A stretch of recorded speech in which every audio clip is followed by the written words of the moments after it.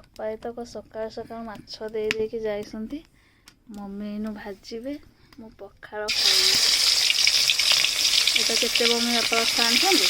କେଜିଏ 50। କେଜିଏ 50। କ'ଣ ତରକାରୀ କରିବା ନା କ'ଣ?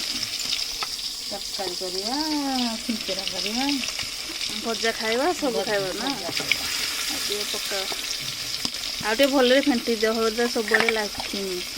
ତେଲ ଟିକେ ପକେଇ ଦେଇଛ ବୋଧେ? ତେଲ କ'ଣ ବି ପକାଉଛ? ତେଲ ପକେଇଲେ ମାଛଟା ଦେହ ଲାଗିବନି। ମାନେ ଏଇ ଯେଉଁ ଲାଗିକି ଛିଡ଼ିବନି ଆଉ।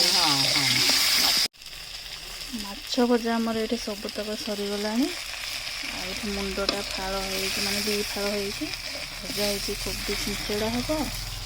ଆଉ ଏଠି ବାଇଗଣ ଟମାଟୋ ମୁଁ ରଖିଛି ଚୁଲିରେ ପୋଡ଼ିକି, ଗୋଟେ ମସ୍ତ କିନା ପାଗ କରିକି ଖିଆ ହେବ। ମାନେ ଏଇନୁ ଗାଁରେ ଯେତିକି ଦିନ ଅଛି ପୁରା ତ ଦେଶୀ ଖାଇବା ଆଉ। ଟମାଟୋ ବାଇଗଣଟା ଏଇଥିରେ ପୋଡ଼ିଦେବା ଆଗ ଚୁଲିରେ। ରଡ଼ନିଆ ଏଇନୁ ଭଲ ଅଛି ହେବ।